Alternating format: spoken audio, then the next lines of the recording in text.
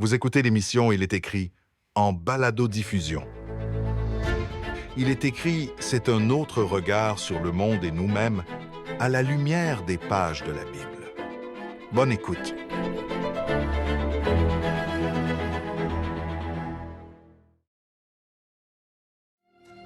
On dit souvent que nous vivons dans une société construite sur une base, une culture judéo-chrétienne. Judéo-chrétienne, ça sous-entend que le judaïsme et le christianisme sont étroitement liés l'un à l'autre. Liés en particulier par un livre qu'on appelle la Bible, qui sert de référence à ces deux religions.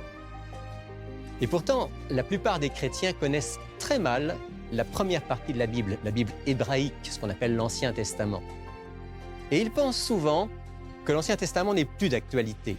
Il a été, en quelque sorte, remplacé par le Nouveau Testament. Vrai ou faux? Bonjour à tous, bienvenue dans ce nouvel épisode d'Il est écrit. Aujourd'hui, on va donc parler de la relation entre le peuple juif et le peuple chrétien, la foi juive, la foi chrétienne, la relation entre ce qu'on appelle l'Ancien Testament et le Nouveau Testament, entre les Écritures hébraïques, le Christ et ses disciples. Pour en parler, je vais m'entretenir avec quelqu'un que vous connaissez, qui est le pasteur Guy Lacourse. Bonjour Guy. Bonjour Rémi. On va donc parler de ce sujet que tu as proposé. C'est quelque chose qui t'intéresse particulièrement. Pourquoi la relation judéo-chrétienne, par exemple, c'est quelque chose qui t'intéresse de manière spéciale? Alors, je dirais que lorsque j'étais en France, j'ai eu l'occasion d'aller dans les synagogues à quelques reprises et donc de côtoyer effectivement nos amis juifs et de pouvoir avoir quelques interactions avec eux. C'est tout à fait vrai.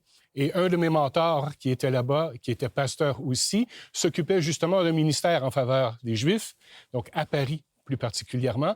Donc, ça m'a mis en contact un peu, ou peut-être davantage, d'une façon particulière, avec justement non seulement ce peuple, ces gens, mais aussi avec le fait que l'Ancien Testament, ou qu'on pourrait peut-être appeler même le Premier Testament... On va y revenir dans un instant. Oui, on va y revenir effectivement, que ce qu'on trouve là est à la base des deux religions, autant le judaïsme que le christianisme. Alors, tu dis que c'est à la base des deux religions. Au départ, on va le voir, il y a entre le judaïsme et ce début de christianisme, on ne l'appelle même pas comme ça encore à ce moment-là, il y a quelque chose de très, très lié. Pourtant, quand on regarde dans l'histoire, très vite, il y a eu une coupure. Absolument. Dès les premiers siècles. Absolument. Et j'irais même jusqu'à dire malheureusement. Et on le voit encore aujourd'hui, même s'il y a un certain engouement, un certain il y a un peu un retour, oui. Effectivement, qu'on voit peut-être davantage au sud de la frontière, chez nos amis américains, dans les églises plutôt évangéliques, donc qui parlent beaucoup du peuple juif, qui parlent beaucoup de ce qui se passe en Palestine et qui fondent même certains espoirs et qui ont une certaine interprétation de certains textes, donc du Premier ou Ancien Testament par rapport à ça. Et puis, il faut parler aussi, bien sûr, d'une mouvance peut-être un peu plus humble, un peu plus petite, mais qui est le judaïsme chrétien, je pourrais dire. Parfois ce qu'on appelle les Juifs messianiques. Juifs messianiques, effectivement. Les Juifs messianiques. Donc, c'est vrai qu'aujourd'hui, on voit dans le monde chrétien qu'il y a un dialogue qui s'est réinstallé. Il y a une époque où on était à couteau tiré entre chrétiens et juifs. Ça a même été terrible dans l'histoire, avec une persécution, j'allais dire de part et d'autre, mais surtout de la part des chrétiens vis-à-vis des Juifs. Et aujourd'hui, on renoue le dialogue, on a un intérêt chez les chrétiens pour les racines juives, mais on n'a pas toujours une bonne compréhension de la place justement de cette première partie de la Bible qu'on appelle l'Ancien Testament. Alors, venons-en à ce vocable. Ancien Testament, Nouveau Testament, qu'est-ce que tu en penses? Bien, justement, je pense que c'est malheureusement un résultat de cette espèce de divorce que le christianisme a voulu faire par rapport à ses racines ou aux racines juives, et donc d'appeler quelque chose ancien. C'est comme si ça n'avait plus beaucoup de valeur. Voilà, comme si ça n'avait plus beaucoup de valeur, comme si c'était dépassé, comme si c'était quelque chose qu'on doit simplement mettre sur les tablettes de l'histoire, et que le Nouveau Testament était ce qui portait entièrement le christianisme. Malheureusement, ou en fait, en réalité, Ce n'est pas le cas.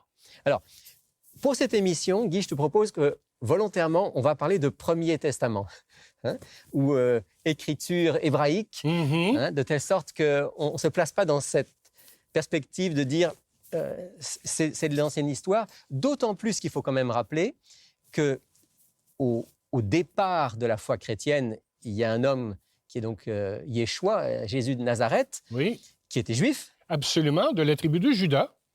Il avait avec lui un groupe d'hommes qui étaient juifs.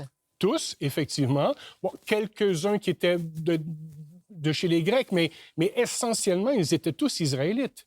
Donc, aussi bien les apôtres que les premiers disciples étaient des juifs. Ensuite, sont venus les chrétiens d'origine non juive. Mhm. Et puis ensuite, il y a eu cette séparation. Mais au départ, dans l'esprit du Christ, il n'y a pas de coupure. Il n'est pas venu apporter une nouvelle et autre religion. Absolument pas. Absolument pas. Il s'est inscrit à l'intérieur de ce qui existait déjà. Pourquoi? Mais parce que les écrits qui étaient là, qui sont le Premier Testament, donc j'essaie de suivre Oui, absolument, l'exemple que c'est tu me donnes. Donc le Premier Testament, ce Premier Testament annonçait justement Jésus le Messie. Donc Jésus n'a pas divorcé par rapport à ça. Il est venu accomplir. D'où le fameux « il est écrit hein, », qui est le titre même de notre émission, que Jésus a prononcé très souvent. Il est écrit, ça fait référence, à l'époque du Christ, ça fait référence uniquement au Premier Testament. Oui, parce que c'était uniquement le Premier Testament qui existait. Le Nouveau Testament n'a commencé à être écrit que beaucoup plus tard, des années après la mort et la résurrection de Jésus. Ce qui fait que toutes les Écritures saintes sur lesquelles l'Église chrétienne a été fondée, ce sont les Écritures saintes du Premier Testament. Et puis, s'est développé d'abord la tradition orale qui rapportait ce que Jésus avait vécu. Ensuite, donc, on a écrit. Et là, l'Église a reconnu que ce Nouveau Testament était aussi écriture inspirée et a mis les deux ensemble. Absolument. Il y a des cours universitaires sur la question pour savoir comment est-ce qu'on en est arrivé au livre que nous avons entre les mains avec le Premier Testament et le Deuxième Testament, donc le Nouveau Testament, comment c'est venu à existence, comment on a fait les choix. Mais effectivement, c'est l'Église dans son existence qui a reconnu le fait que tout ce qui était écrit donc de Moïse avec les prophètes faisait partie de ces Écritures saintes qui sont cruciales et qui étaient reconnues comme inspirées de Dieu. Est-ce qu'on peut prendre quelques exemples, Guy, de textes donc, du Nouveau Testament, en particulier des paroles du Christ, qui montrent que clairement, pour lui, il ne vient pas faire une coupure, il n'y a pas de divorce entre son enseignement et ce qu'il est venu accomplir, et la première partie de la Bible, donc le Premier Testament. Absolument. Donc, je nous proposerais peut-être d'aller dans un des évangiles. Ce serait l'évangile selon Luc, au chapitre 24. OK, on va aller dans l'évangile selon Luc, chapitre 24. Chapitre 24, et ce serait, je dirais, si je me souviens bien, les versets 44 et 45. Donc, Luc, chapitre 24, les versets 44 et 45. Il est écrit: Puis il leur dit, c'est là ce que je vous disais lorsque j'étais encore avec vous, il fallait que s'accomplisse tout ce qui est écrit de moi dans la loi de Moïse, dans les prophètes et dans les psaumes. Alors, il leur ouvrit l'intelligence pour comprendre les Écritures. Jésus est en train de donner une étude biblique ici à des personnes de son époque, en leur disant ce qui a été écrit dans les psaumes, prophètes et Moïse, donc tout le Premier Testament. C'est ça, on peut dire que la loi de Moïse, c'est une manière de parler de la Torah, les 5 premiers livres de la Bible. Exactement. Ensuite, les prophètes, c'est la seconde partie que les Juifs appellent Nevi'im, hein, les prophètes. Et puis le psaume, c'est le premier livre de cette troisième partie de la Bible hébraïque, donc, qui sont les écrits, comme on les appelle. Donc c'est l'ensemble, ici il fait allusion à l'ensemble du recueil. Absolument, absolument. Et donc Jésus lui-même est en train de dire, voici, tout ce qui a été écrit de Moïse jusqu'au dernier des prophètes, quelque part, parle de moi, Jésus, ça m'annonce. Et donc, pourquoi est-ce qu'on divorcerait du Premier Testament si Jésus lui-même l'utilise? Je me souviens aussi que Jésus a dit à un jour, vous sondez les Écritures parce que vous pensez avoir en elles la vie éternelle, Mhm. et ce sont elles qui rendent témoignage de moi.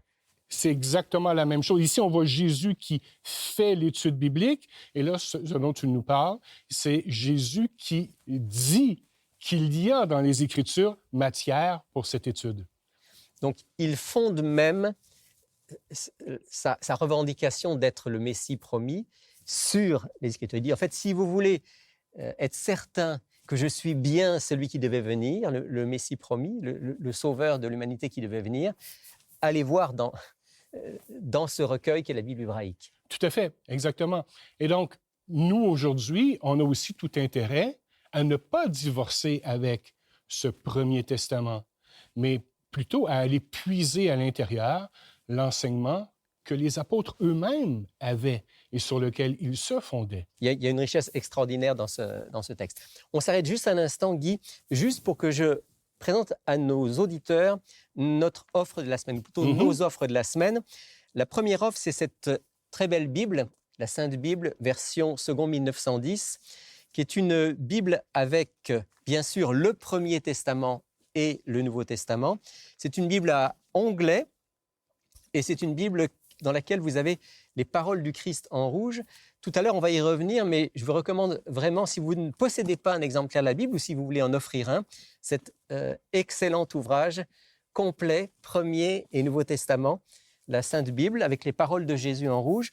Et puis, Guy, on va aussi proposer, et on va y revenir tout à l'heure à nos auditeurs, un cours qui s'appelle « Au nom de l'amour » et qui permet de découvrir justement cette première partie de la Bible, ce Premier Testament, qu'on appelle souvent l'Ancien Testament et que beaucoup redoutent. Alors, ça, c'est gratuit en plus, ça vaut vraiment la peine. On y revient dans quelques instants.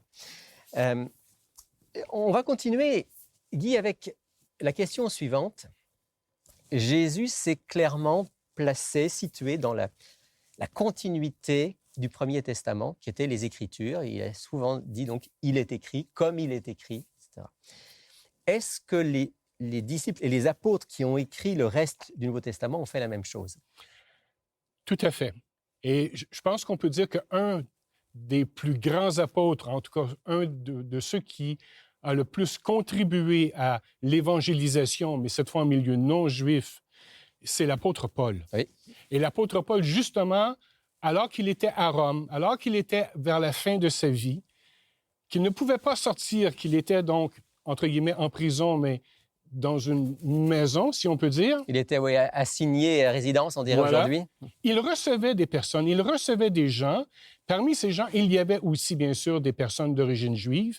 Et j'ai choisi un texte, justement, qui nous montre que l'apôtre Paul, encore une fois, se servait lui-même aussi des Écritures du Premier Testament. On peut lire ce texte ensemble? Oui, j'aimerais qu'on aille dans le livre des Actes, donc les Actes des Apôtres, Actes, chapitre 28.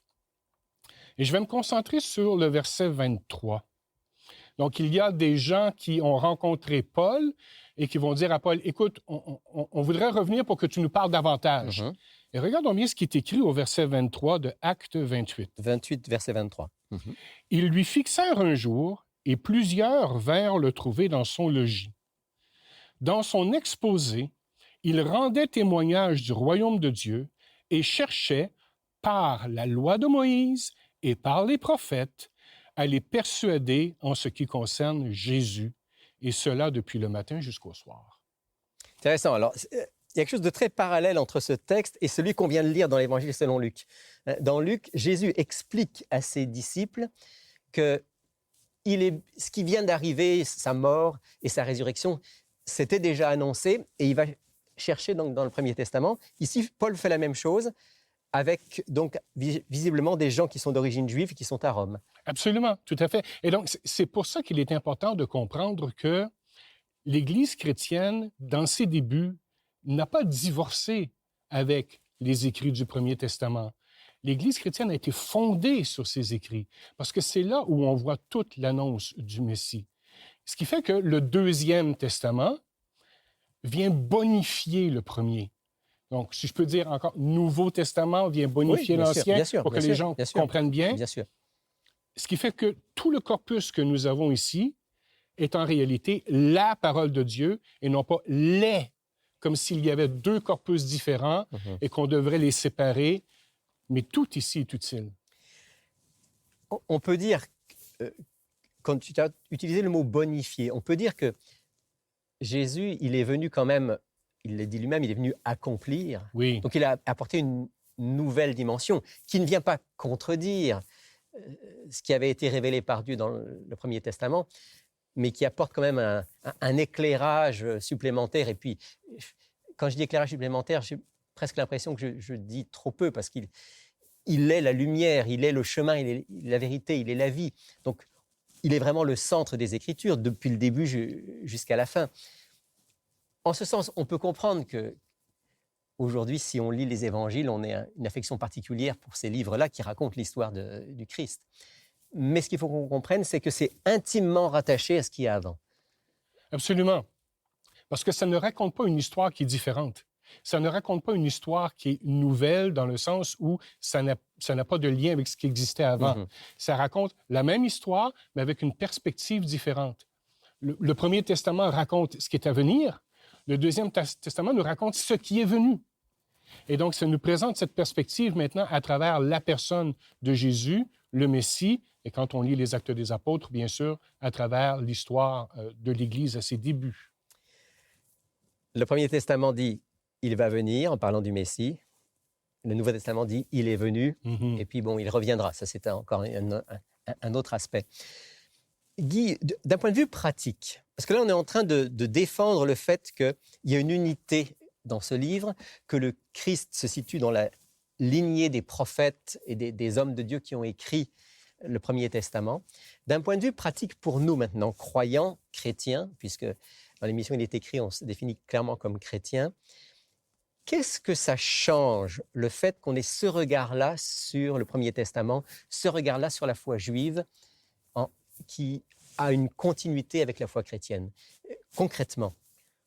Je dirais que dans un premier temps, et nous en avons parlé un tout petit peu tout à l'heure, d'être prudent pour ne pas condamner ou rejeter nos frères et sœurs de la communauté juive et qui, eux, sont croyants en Dieu aussi.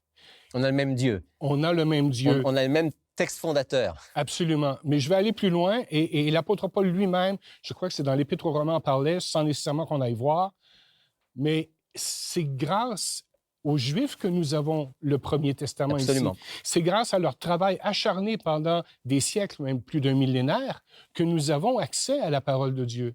Donc, quelque part, ayons de la gratitude pour eux. Même s'ils ne croient pas tous que Jésus est le Messie, on ne doit pas nécessairement les rejeter. Donc, nos relations avec les frères et sœurs de la communauté juive devraient quand même être de bonnes relations. Parce qu'on a le même Dieu, on l'a dit, le même fondement.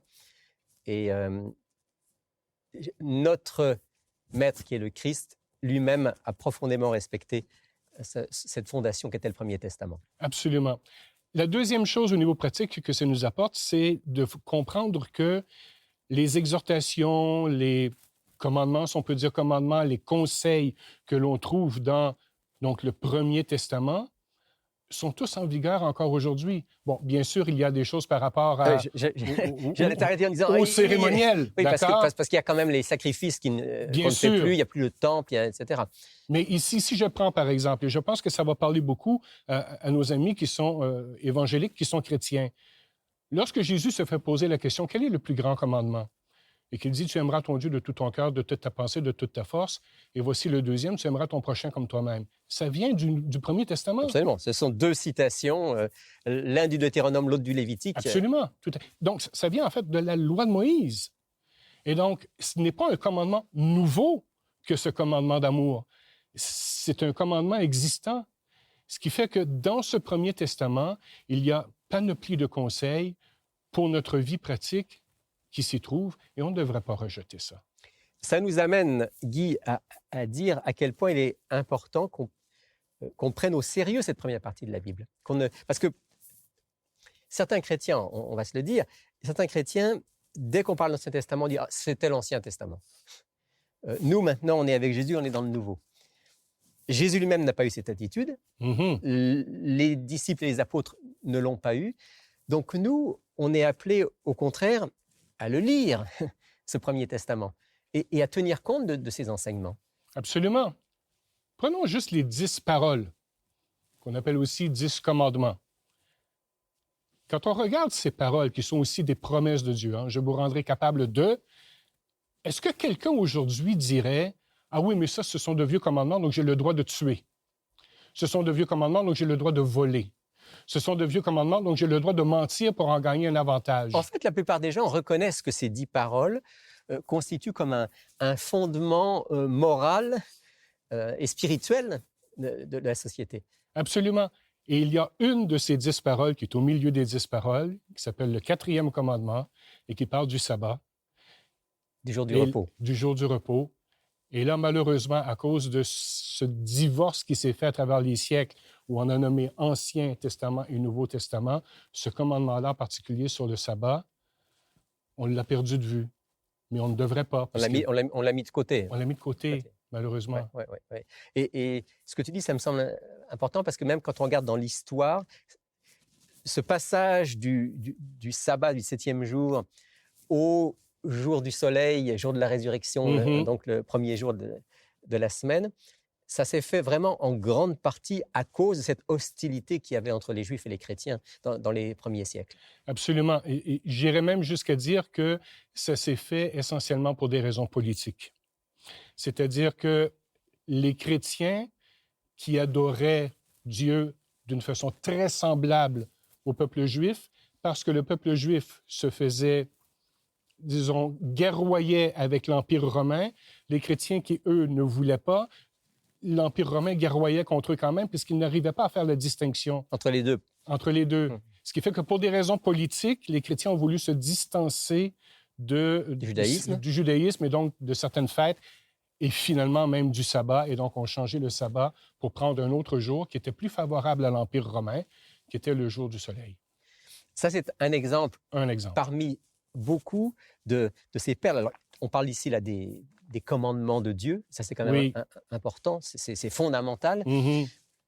Mais quand on lit le Premier Testament, il y a toutes sortes de dimensions aussi qui sont extraordinaires, dont nous avons besoin. Je veux dire, quand on pense aux psaumes, on pense aux proverbes, on pense au livre de Job, on pense à des textes historiques aussi qui sont très, très importants. Et même la Genèse. Et bien sûr, sans la Genèse, il n'y a rien. Et on ne trouve pas la Genèse dans le Deuxième ou Nouveau Testament. La Genèse se trouve dans le Premier, même si Jésus lui-même y fait référence au texte de la Genèse et de la création dans les Évangiles. Donc, notre encouragement aujourd'hui pour tous les croyants, pour tous les chrétiens, c'est de lire, de méditer, d'étudier cette première partie de la Bible. Ça nous amène à notre offre de la semaine, que je rappelle pour nos auditeurs. Alors, première offre, Guy, c'est cette belle Bible. Si vous n'avez pas une Bible complète ou si vous voulez en offrir une à quelqu'un, n'hésitez pas à demander notre offre de la semaine. C'est une belle Bible, elle coûte seulement 45 $. Elle est complète, Premier et Nouveau Testament, avec des onglets, avec les paroles de Jésus en rouge, donc facile à repérer. Ça vaut vraiment la peine de se la procurer. Dans quelques instants, on va rappeler nos coordonnées pour se les procurer. Et puis, il y a ce cours gratuit qui s'appelle « Au nom de l'amour ». Et Guy, il est intéressant ce cours parce qu'il veut montrer justement que le Dieu de l'Ancien Testament, qui pose les fondements dans ce Premier Testament, eh bien, c'est bien le Dieu de l'amour, c'est bien le même Dieu que celui que le Christ est venu apporter. Et alors, dans ce cours, on va trouver des leçons qui parlent de la Genèse, on évoquait il y a un instant, avec la création, avec l'homme et la femme, avec le problème du mal, avec Caïn et Abel, donc des histoires qui sont importantes à méditer. Ensuite, on a l'histoire de Noé, on a l'histoire d'Abraham, on a l'histoire de Moïse et du peuple d'Israël, et puis finalement, le fait que ce Premier Testament annonce le Christ. Donc, un très bon cours gratuit que les gens peuvent suivre à leur rythme, par correspondance, au nom de l'amour. Si vous voulez découvrir ce Premier Testament dont on vient de parler, demandez le cours au nom de l'amour. Dans quelques instants, vous pourrez voir à nouveau nos coordonnées à l'écran. Guy, on arrive vers la fin de notre entretien. Qu'est-ce que tu voulais faire passer comme message? Je sais que tu avais un message à faire passer dans cette émission. Tu me l'as dit tout à l'heure. Tu me dis, si je devais juste le résumer, ce serait quoi? Ce serait de dire aux gens, s'il vous plaît, ne rejetez pas le Premier Testament. Si vous voulez connaître Dieu, véritablement, savoir qui il est, si vous voulez connaître l'histoire de son engagement avec l'humanité, avec les êtres humains, il faut absolument aller voir le Premier Testament. Dieu s'y révèle d'une façon puissante. Et donc, je dirais aux gens, s'il vous plaît, ne rejetez pas le Premier Testament. Lisez-le et vous allez y trouver des perles. Absolument. Bien sûr, à la lumière du Christ qui, lui, Toujours. qui éclaire tout cela. Ouais. Merci beaucoup, Guy. On va prier ensemble. Je te demande si tu veux bien prier, justement pour que nous puissions trouver de la joie à lire ce Premier Testament et que nos auditeurs aussi puissent Avec le un grand découvrir. plaisir. Avec un grand plaisir. Prions. Seigneur notre Dieu, nous te remercions d'avoir fait en sorte que ta parole nous parvienne jusqu'à aujourd'hui. Et nous te demandons, par ton Saint-Esprit, de faire en sorte que les personnes qui nous écoutent, qui nous regardent aujourd'hui, aient le désir, aient envie d'aller te rencontrer à l'intérieur de ce Premier Testament et aussi d'aller dans le Nouveau, le Deuxième Testament, pour t'y voir d'une façon encore plus particulière. Que toute chose soit pour ta gloire et nous prions, Père, pour que les gens trouvent de la joie et du bonheur à te découvrir dans toute la Bible. En Jésus, nous prions. Amen.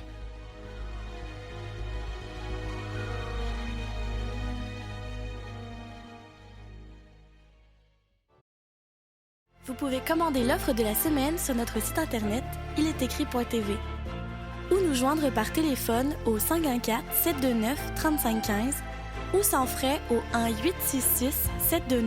1-866-729-3515. Voici également notre adresse. Il est écrit, case postale 99, succursale Rosemont, Montréal, H1X 3B6. Je veux remercier l'équipe technique qui a rendu possible la réalisation de cette émission et vous remercier, vous qui êtes nos auditeurs fidèles à l'écoute d'Il est écrit. J'espère que l'émission d'aujourd'hui vous aura donné le désir, l'envie d'ouvrir ce Premier Testament et d'y découvrir des pages magnifiques. On se retrouve bien sûr la semaine prochaine pour une autre émission. Mais d'ici là, souvenez-vous, il est écrit « L'homme ne vivra pas de pain seulement, mais de toute parole qui sort de la bouche de Dieu. »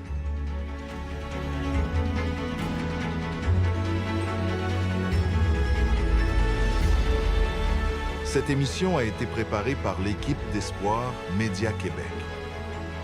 Laissez-nous vos commentaires, questions et suggestions sur iletécrit.tv. Si vous avez apprécié ce balado, partagez-le.